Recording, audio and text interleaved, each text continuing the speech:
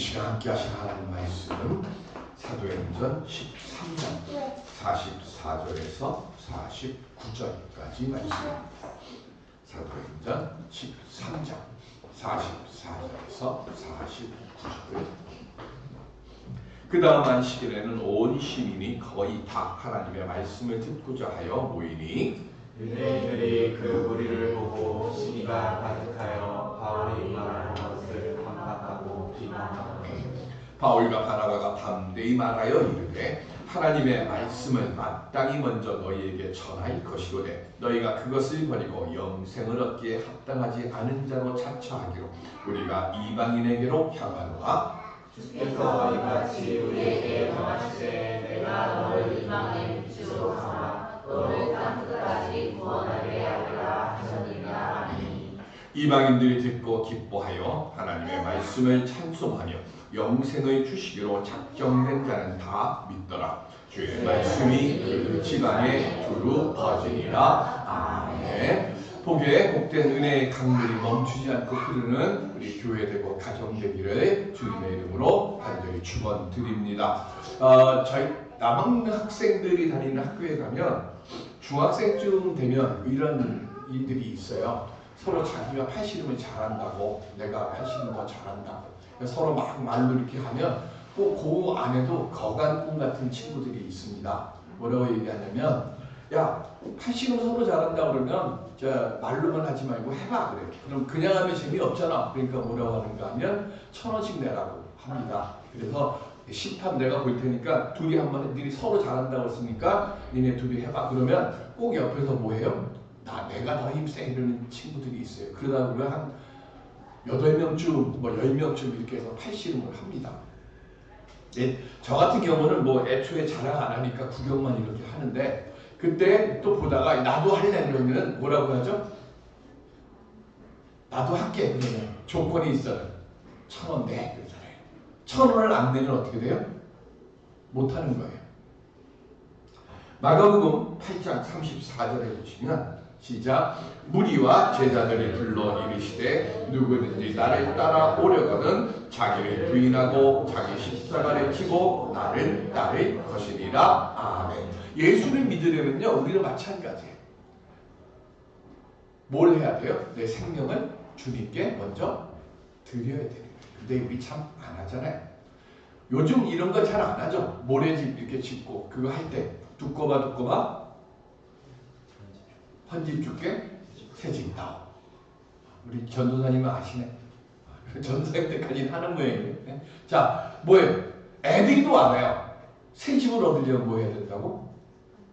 헌집을 줘야죠. 영생을 얻으려면 우리가 하나님의 복을 얻으려면 뭘 해야 되는 거예요? 나를 주님께 드려야죠. 마틴 루터가 그리스도인의 자유라고 하는 책을 썼습니다. 여기에 뭐가 나오는가 하면요. 왕이 창녀하고 결혼을 해요. 그러면 왕은 누구죠? 예수님이죠. 창녀는 누구예요? 우리죠. 자, 창녀가 결혼식 하기 전까지는 뭐였어요? 창녀였어요. 근데 왕하고 결혼을 했습니다. 그럼 그때부터는 그 사람이 뭐가 되죠? 왕비가 되죠. 자, 왕비가 될 만한 무슨 배경이 있고 뭐가 있어서 이 창녀가 왕비가 됐습니까? 아니죠. 그냥 뭐예요? 왕하고 결혼했기 때문에 왕비가 된 거예요. 자, 그러면 왕비가 된 내가 혼사를 뭘 줘야 될 거 아니에요. 왕한테, 남편한테 뭘 줘야 돼. 근데 우리가 예수님에게 드릴 수 있는 게 뭐밖에 없어요? 죄밖에 없잖아요. 우리 주님께 죄를 드려요. 그럼 왕이신 주님은 우리에게 뭘 주세요? 영생도 주시고 복도 주시고 권세도 주시고, 그죠? 자, 그렇게 해. 그럼 내가 은혜로 왕비가 됐어요. 그럼 은혜로 왕비가 됐으니까 난 그럼 어떻게 하고 살아요? 왕비 그냥 그 누릴 것만 누리고 내가 해야 될 거는 안 하고 그냥 있어도 됩니까? 내가 왕비가 됐으면 그 다음 뭐 해야 돼요? 왕비처럼 뭔가 좀 있어야 될 거 아니에요. 말투도 좀 바뀌고, 그죠? 옛날에 창녀로 있을 때의 옷 가진 그 옷차림으로 왕비 자리에 앉아있을 수는 없잖아요. 옷도 바뀌어야 될 거고요. 말투도 바뀌어야 될 거고, 걸음걸이도 바뀌어야 될 거고, 모든 것이 다 바뀌어야 될 거예요. 근데 이게 쉬울까요? 어렵죠. 고생이 얼마나 심하겠어요. 그런데 반드시 뭐 해야 돼요? 고쳐야 돼요. 아까 말씀드린 것처럼 이게 쉽지가 않아. 그럼 어떻게 돼요? 하나님이 우리를 고치시는 거예요. 내가 못하니까. 때로는 하나님이 나로 하여금 징계를 주시고요. 때로는 나로 하여금 고생도 주시고요. 때로는 나에게 뭘 줘요? 기쁨도 주시고 복도 주시는 거예요. 그렇게 해나가면서 뭐 하는 거예요? 하나님의 자녀답게, 그리고 하나님의 거룩한 왕비로 하나님이 삼아주신 상음을 받은 사람답게 뭐 해야 되는 거예요? 바뀌어가는 거죠. 여기서 우리가 분명히 알아야 될 것이 한 가지가 있습니다. 하나님 나라는 오직 뭐로만 가요? 은혜로만 가는 것. 무슨 얘기예요? 오직 모든 것을요, 우리는 뭘 해야 됩니까? 바울이 얘기했죠? 이제 내가 살아도 주를 위해 살고 죽어도 주를 위해 죽나니 그러므로 사나 죽으나 나는 주의 것이로다.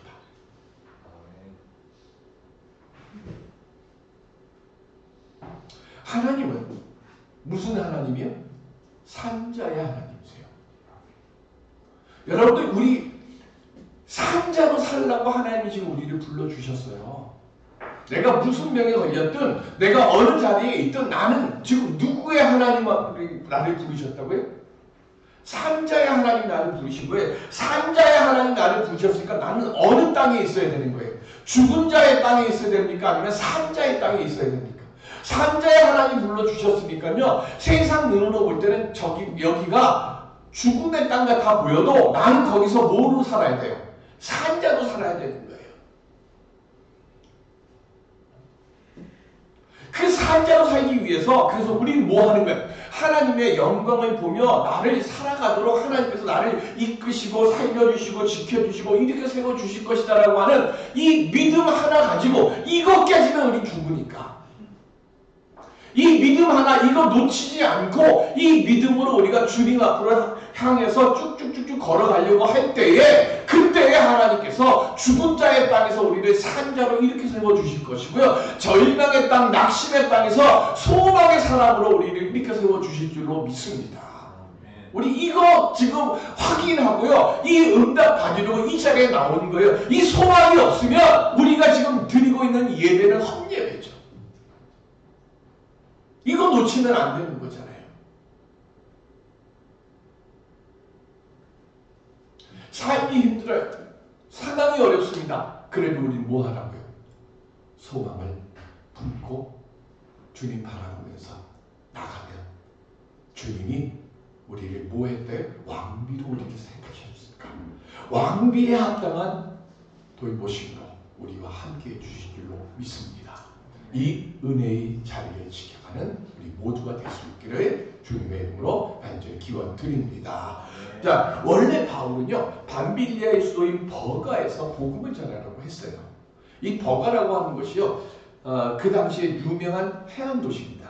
그래서 이 해안 도시가 있으면요, 해안 상업 도시면 주변이 뭐가 돼요? 도시들이 많이 생겨요. 그러니까 요즘 최고의 황금원, 우리가 군선교 자꾸 강조하면서 늘 하는 얘기가 뭐냐면 군대가 최고의 황금어장이라고 얘기를 합니다. 그죠? 우리 이제 시훈이가 좋아하는 그 노래가 나오는 곳이 어디냐면 보통 신명훈련소입니다. 그죠? 그 노래를, 실로암 노래를 제가 군대 생활했던 그 부대의 조교였던 분이 만드는 거예요. 어두운 밤에 이거를. 그래서 육사단 훈련소에서 만들어진 노래인데, 그 노래를 아주 대히트를 했잖아요. 왜? 그때 보면 아이들만 춤추고 다 예수 믿을 것 같아. 근데 제대하고 딱 오면 군대에서 세례 엄청 많이 주고요. 그리고 세례 주고 나면 제대하고 오면 그곳으로 다 보내줘요. 또. 그리고 그 근처로 우리가 제대해서 가니까 하라고. 근데 안 와. 근데 이때는 진짜 황금어장이었어. 그래서 바울이 1차 전도 여행을 됐대요. 처음 부품망으로 딱 가는데 갑자기 바울이 고꾸라지고 있대요. 왜 고꾸라졌을까요? 풍토병에 걸려요. 습한 이것이 바울하고 안 맞을 거예요. 그래서 바울이 풍토병에 걸린 거예요. 그러니까 이것을 떠나야 돼요. 떠나야 되니까 어디로 가는가 하면 뒤쪽으로 가면 타우루스 산맥이라고 하는 그 험악한 산악 지역이 있는데요. 이쪽은 습하니까 습한 게 바울하고 안 맞아. 그러니까 어떻게 돼? 건조하고 맑고 건조한 곳으로 가야 돼. 그래서 해발 1100m가 되는 비시디의 안디옥이라고 하는 곳으로 올라갑니다. 나중에 이게 다 하나님의 은혜예요. 사실은 아파가지고 여기서 못했거든요. 버가요. 근데 2차 전도 여행할 때 다시 와서 이렇게 하고 여기서 누구를 만나는가 하면 그 다음에 디모데를 만나. 그러니까 지금 했었으면 못 만났는데 2차로 다시 하나님이 야 내가 그때 아파서 못 간대고 다시 보내셔가지고 그때부터 갈라디아 교회도 만들 1차 전도 여행과 2차 전도 여행 사이에 올라가는 이 과정에서 갈라디아 교회도 만드는 여러 교회가 뭘 통해서 만들어진 거예요? 바울의 아픔을 통해서 만들어져. 어쨌든 비시디 안디옥이라는 곳으로 올라갑니다. 우리 성경에 보면 안디옥 하면 헷갈려. 11장에 무슨 교회가 나와요? 이방인 최초의 교회가 나옵니다. 거기도 이름이 뭐예요? 안디옥이에요. 거기 안디옥은 무슨 안디옥이냐면 수리아에 있는 안디옥입니다. 오늘날로 이야기하면 시리아에 있는 거예요. 그리고 지금 있는 이 오늘 사도행전에 나오는 이 비시디의 안디옥은 어디냐면 터키 지역에 있는 안디옥입니다. 근데 이 안디옥이 그 당시에 인구 10만 명이 있는 대도시입니다. 10만 명이 엄청 큰 거예요, 옛날에. 그죠? 그곳에 유대인들이 한 2,000가정쯤 있습니다. 그러면 2,000가정이면 유대인들이 우리가 대충 몇 명이라고 생각하면 될까요? 그 당시에는 할아버지, 할머니, 아버지, 어머니, 애들 이렇게 다 해요. 보통 그러면 한 7, 8명쯤 있다고 보면 2,000가정이면 얼마가 되는 거예요? 한 16,000명. 뭐 이 정도 되는 거예요. 그 당연히 유대인들이 가면 제일 먼저 하는 게 뭐예요? 회당을 지으니까 회당을 만드는데 그 정도 인구면 어떻게 될까요? 회당이 좀 크겠죠. 안식일에 맞아서 그 회당에 가서 바울이 복음을 전하는데 그 복음을 들으러 온 사람들 중에 유대인들만 있는 게 아니라 이방인들도 많았어요. 그 이방인들을 오늘 성경에 뭐라고 얘기하는가 하면요. 경건한 이방인들이라고 얘기를 해요. 유대교에 입교한 경건한 이방인. 그러면 누가 유대교에 입교한 경건한 이방인일까? 자, 유대교를 믿으려고 하고 그리고 회당에서 예배를 드리려고 하면 이방인이라 할지라도 뭘 해야 되느냐? 할례를 해야 돼요. 그리고 율법을 지킨다고 내가 그 서약을 해야 돼요. 그래서 율법을 지켜. 그런 사람들을 경건한 유대인이라고 합니다. 근데 이 사람들이 회당에 들어와서 예배를 드리다가 바울의 말씀에 감동을 받아요. 왜 감동받을까요? 바울은 율법을 해야 된다고 합니까? 안 합니까? 안 합니다. 그죠? 율법 지키란 말 안 해요. 그 다음에 할례는요. 할례도 하란 말 안 해요. 오직 구원받으려면 뭐만 하면 돼요? 예수를 그리스도로 믿고 고백하기만 하면 되는 거예요. 그 말에 감동을 받은 거예요. 우리는 지금 뭘 한 거예요? 성민이 되려고 아픈 할례도 하고 살기 힘든 율법도 지키고 규례도 지키고 이렇게 하는데 바울이 딱 와가지고 여러분들 예수를 그리스도로 고백하기만 하면 여러분들 다 하나님 나라에 갑니다라고 이야기하니까 그 말이 얼마나 감동이 되는 거예요. 그래서 예배를 끝나고 나가면서 뭐라고 얘기하는가 하면 다음 주에도 오셔서 이 말씀을 꼭 우리들에게 들려주세요라고 하고 가는 거예요. 그리고 난 다음에 본문이 오늘만 시작하는 거예요. 44장에. 그 다음에 사람들이 오는데 자 44장 볼까요? 그 다음 안식일에는 뭐였어요? 온 시민이 거의 다 하나님의 말씀을 듣고자 하여 이래. 아까 이 비시디의 안디옥의 인구가 몇 명이라고 그랬어요? 10만 명이에요. 회당이 아무리 커도 10만 명이 오면 되게 10,000명 와도 못 들어가요. 근데 이건 뭐예요? 이런 거 우리 거룩한 과장이라고 얘기를 하죠. 그만큼 많이 왔다. 누가 그렇게 쓴 거예요. 근데 왜 이렇게 많이 왔을까? 이 비시디의 안디옥에 사는 사람들은요. 종교적인 열성이 아주 지독히 강했어요. 그러니까 이 구원, 예수 그리스도의 십자가, 부활 이런 거에 대해서 관심이 많았던 거예요. 근데 그렇게 많은 사람들이 오는 걸 보니까 유대인들은 어때요? 싫은 거예요. 시기하는 거예요. 왜 싫어요? 자기들은 뭐예요? 선민이잖아.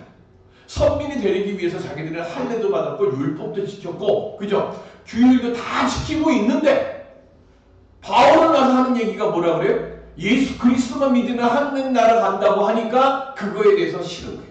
두 번째는 이방인들이 이렇게 많이 오니까 자기들이 앉을 자리가 없어. 그러니까 그것도 싫어. 그래서 어떻게 합니까? 바울에게 반박하고 비방을 하고 비난을 해. 그랬더니 46절 함께 볼까요? 시작. 바울과 바나바가 담대히 말하여 이르되 하나님의 말씀을 마땅히 먼저 너희에게 전할 것이로되. 첫 번째입니다. 뭐냐? 복음은 누구에게 먼저 전해야 되는 거예요? 원래 유대인들에게 원래 전해져야 돼요. 왜요? 하나님이 먼저 선민으로 불러주셨으니까. 그러니까 복음은 먼저 누구에게 보내주는 거예요? 유대인들에게 전하는 것이 첫 번째. 그런데 너희가 뭐라고 했어요? 그것을 버리고 영생을 얻기에 합당하지 않은 자로 자처한다. 두 번째, 우리가 복음을 전하는데 너희들이 그 복음을 받아들이지 않으려고 스스로 하나님 백성 되기를 거부하니까 그 다음 세 번째 뭐라고 했어요? 우리가 이방인에게로 향하노라라고 얘기를 합니다. 무슨 얘기입니까? 이제 여기서부터 뭐가 되는 거예요? 본격적으로 이방인들을 향해서 복음을 전하는 것이 시작되는 거예요. 이 말씀을 통해서. 그래서 하나님이 더 가라고 하는 그 황금 어장은 나중에 가. 그리고 더 중요한 역사를 만들기 위해서 이방인들에게 복음을 공식적으로 증거하겠다고 하는 근거를 만들기 위해서 비시디아 안디옥으로 보낸 거예요. 이제까지 혈통적인 아브라함의 자손이 하나님의 백성이었지만 지금부터는 뭐가 되는 거예요? 예수를 그리스도로 믿고 고백하는 모든 사람들이 다 뭐가 돼요? 영원으로 아브라함의 자손이 되는 거예요. 영적으로. 갈라디아서 3장 7절 시작. 그런즉 믿음으로 말미암은 자들은 아브라함의 자손인 줄 알지어다. 아멘. 믿음을 통해서 우리는 다 뭐가 되는 거예요? 아브라함의 영적인 자손이 되는 거예요. 이 말을 들으니까 이방인들이 기뻐하는 거예요. 그리고 오늘 다시 본문 48절 시작. 이방인들이 듣고 기뻐하여 하나님의 말씀을 찬송하며, 그 다음 뭐라고 되어 있어요? 영생을 주시기로 작정된 자는 다 믿더라 했어요. 여기 작정되다 라고 하는 이 말의 뜻이 뭐냐면 헬라어로 타소입니다. 근데 이 타소라고 하는 말의 뜻이 뭐냐면 배치하다, 지정하다, 결정하다라는 뜻이에요. 그런데 이게 본문 안에서의 뜻이 뭐냐면 책에 기록하다. 우리는 장로는 예정론이잖아요. 자, 그러면 예정론에서 우리가 얘기하는 게 있어요. 구원받을 자와 구원받지 못할 자가 뭐 했어요? 이미 예정되어 있다. 그 우리 얘기하잖아요. 그럼 전도 안 해도 되잖아요. 그죠? 왜? 전도 안 해도 생명책에 기록되어 있으면 뭐가 돼요? 어차피 다 되고. 그리고 그거 못 받을 사람은 어차피 그러고 살이 끝나니까. 근데 왜 전도해야죠? 그럼 파수꾼이에요. 에스겔서에 나오는 얘기죠. 자, 파수꾼의 역할이 뭐예요? 저기 오는가 안 오는가 살펴야 돼요. 그죠? 근데 파수꾼이 저기 오는 것을 보고 저기 온다라고 외쳤어요. 근데 대비를 안 해서 죽으면 누구 책임? 파수꾼의 소리를 안 들은 사람의 책임. 근데 저기 오는데 파수꾼이 뭐 했어요? 못 봤어. 그래갖고 망했어. 그럼 누구 책임이에요? 파수꾼 책임이에요. 우리는 뭐예요? 지금 부름을 받는 우리들은 다 뭐예요? 영적으로 파수꾼이에요. 그러니까 뭘 해야 돼요? 복음을 전해야 되는 거예요. 전하고, 그래서 전한 사람들 중에 하나님께서 작정한 생명들은 뭐 하는 거예요? 예수를 믿게 되는 거예요. 그러니까 우리는 바울이 말하는 것처럼 때를 얻든 못 얻든 복음을 전해야 되는 거예요. 그래서 하나님으로부터 우리는 지금 택정함을 받았기 때문에 이 자리에 앉아 있는 거예요. 그래서 하나님의 말씀에 우리는 마음이 열렸고요. 그리고 그 말씀에 감동도 받을 줄을 알고요. 또 기도하면 기도의 응답의 역사가 일어난다는 것도 우리는 뭘 하는 거예요? 하나님의 특정을 받았기 때문에 우리는 알고 있어. 그래서 뭐 하라고요? 믿음의 그 응답과 믿음의 복을 누리라고, 누리기 위해서 지금 이 자리에 있는 거예요. 근데 이게 쉬운 게 아니야. 지금 거의 90세가 돼가는 목사님이 계십니다. 고등학교 1학년 때부터 주목으로 평정을 해가지고 시골에서 살다가 서울로 올라와갖고 성령입파를 휘어잡았대요. 20대 초반에. 근데 집안에서는 깡패를 하니까 저는 어떻게든 간에 사람 만들겠다고 어린 나이에 20살도 안 된 그 나이에 결혼을 일찍 시켰어. 근데도 여전히 뭐 하는 거예요? 깡패 생활을 하다가 어떻게 붙잡혀가지고 군대에 끌려갔어요. 이때가 언제냐면 군대 생활 42개월 할 때, 3년 6개월 할 때입니다. 우리 장로님보다 조금 위죠. 네. 그때 할 때. 근데 그러니까 이때 군대가 얼마나 셉니까? 자대 배치를 딱 받았는데 잠을 자려고 딱 들었더니 관물대에 모포가 없어. 신병거라고 누가 어디다가 채워놓은 거예요. 그러니까 이거 내 모포 어디 있습니까? 묻을 수도 없잖아요, 신병이. 그러니까 막 추운 데는 오돌오돌 떨면서 이렇게 누워 있는데 모포 2장을 누가 딱 덮어주더라는 거예요. 근데 신병이 어디 하겠어요. 신눈을 딱 떴는데 보니까 아무것도 안 보이고 십자가만 다 보이는 거예요. 김민석 집사, 십자가 있으면 뭐예요? 무슨 병? 군중사병. 내가 군중사병이거든. 그 나도 여기 이렇게 십자가 있었거든. 근데 조금 있다가 욕하는 소리가 들리니까 야 이 새끼야 막 하는 거야. 이게 뭐니까 그랬더니 군중 그러면서 하는 말, 야 추운데 둘이 껴안고 자면 따뜻하고 좋지 이러는 거야. 보니까 군중사병이 신병 모포에다가 자기가 덮은 모포까지 해갖고 이 신병에게 덮어준 거예요. 이분이 뭐라 그러냐면 딱 옷을 벗으니까 뒤가 막 화려해, 막 용하고 막 이런 게 쫙 있는데 어떻게 목사가 되셨습니까? 그랬더니 그분이 하는 말이 모포 2장 때문에요. 그랬었거든. 군대 생활을 가는데 딴 건 다 참겠는데 이거에 못 참는 거예요. 그래가지고 2달째 되던 때에 밤을 넘어가지고 술을 밖에서 마시고 딱 들어오다가 간부 2명한테 들켰어요. 70년대입니다. 어떻게 됐을까요? 그러니까 몇 대 맞다가 화가 나가지고 깡패 근성이 나가고 장교 2명을 때려 눕혀버린 거예요. 때려 눕히니까 보초 쓰고 있던 보초들이 7명인가 나오는데 그 보초들도 다 때려 눕힌 거예요. 다 때려 눕히니까 소대에서 전체가 나왔는데 소대원들 한 30여 명도 다 때려 눕힌 거예요. 그러니까 중대 대대본부에 비상이 걸린 거예요.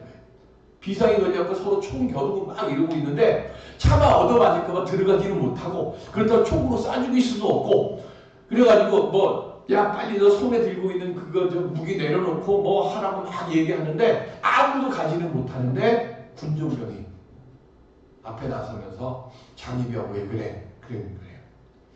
모포 2장 때문에.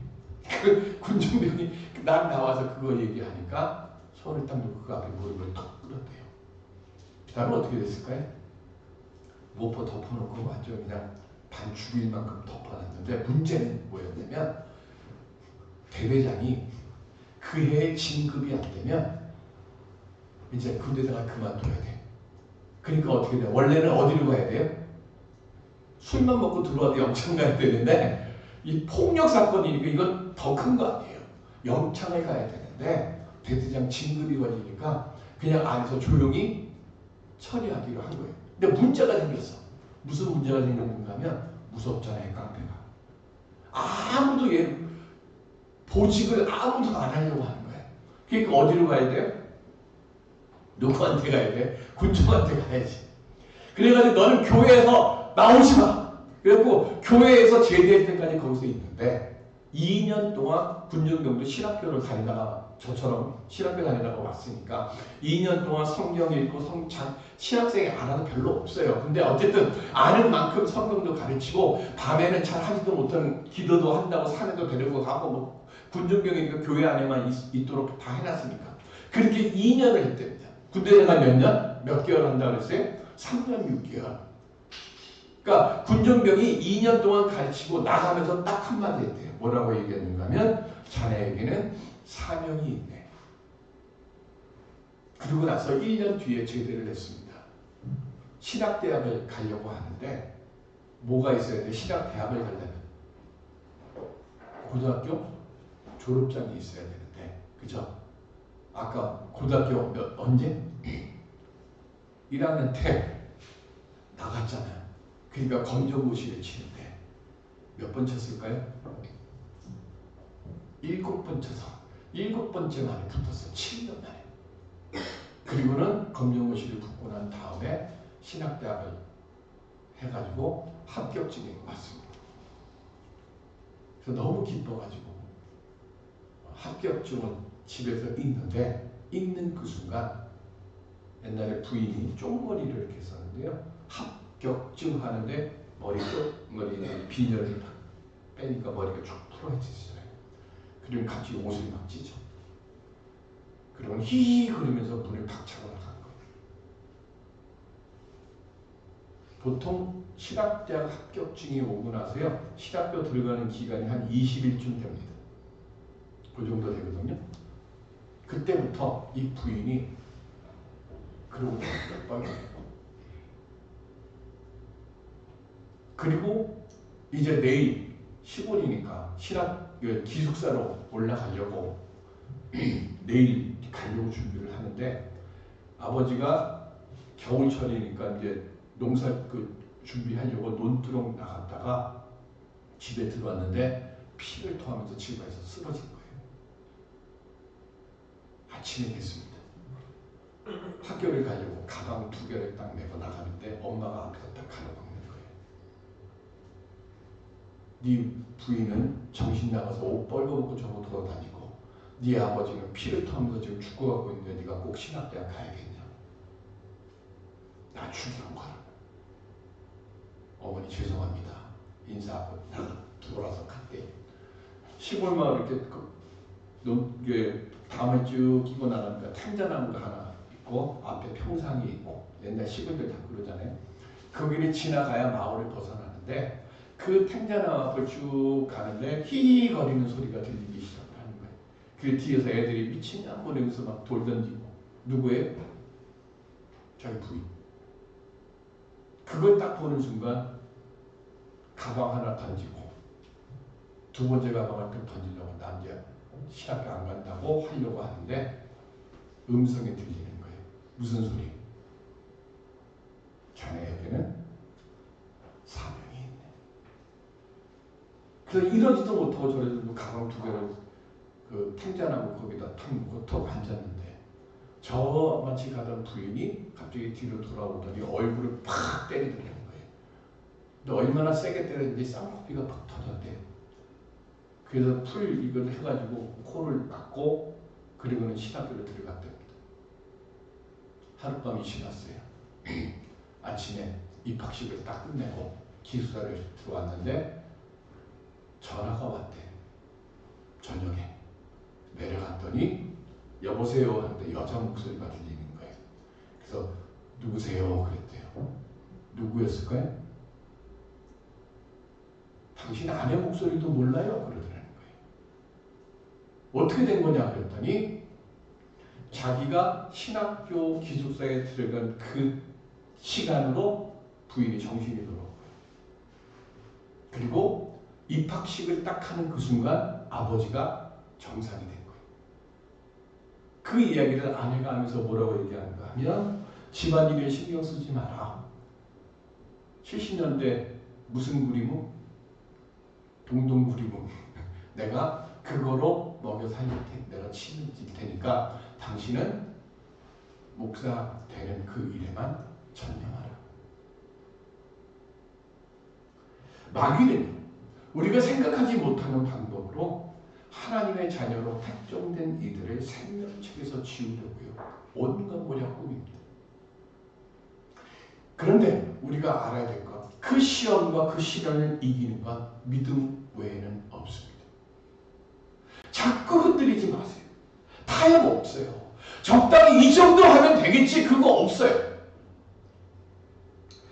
나는 영생을 주식으로 예정된 사람이고, 그리고 택함을 받은 사람이니까 하나님께서 나를 쓰러진 자리에서 일으켜 세워 주실 것이고, 떨어진 그 자리에서 나를 건져 올려 주실 것이고, 죽음의 자리에 있다고 하면 생명의 자리로 옮겨 주실 것임을 믿어 의심하지 말고 내 믿음의 자리를 지키고요, 그 믿음의 자리에서 주님만 바라면서 내가 가야 할 길을 온전히 걸어가는 우리들 되시길 바랍니다.